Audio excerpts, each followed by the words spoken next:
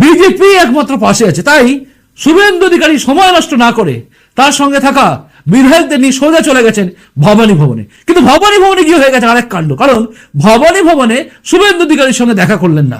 দেখা করলেন না কেন? কারণ হচ্ছে শুভেন্দু অধিকারী মানেই তো বিরোধী দলের নেতা, মানেই তো হিন্দুদের বাঁচানোর জন্য এসে যাওয়া বিজেপি। তাই তার সঙ্গে দেখা হবে না, আর তাই দেখা করলেন না। কিন্তু ভবানী ভবন থেকে বেরিয়ে তিনি কি বললেন এবং কি হলো ঘটনা দেখুন।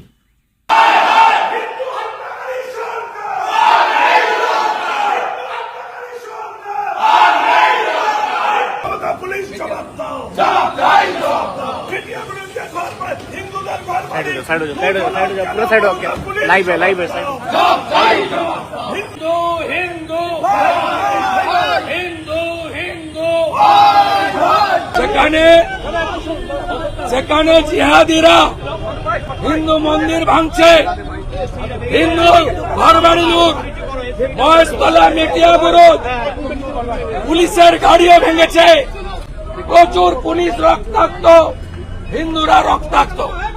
আমি এবং আমার 5 কলিগ দেখা করতে এসেছিলাম মহামান্য ডিজি, উনি থেকেও মিট করেননি ক্ষমতার নির্দেশে।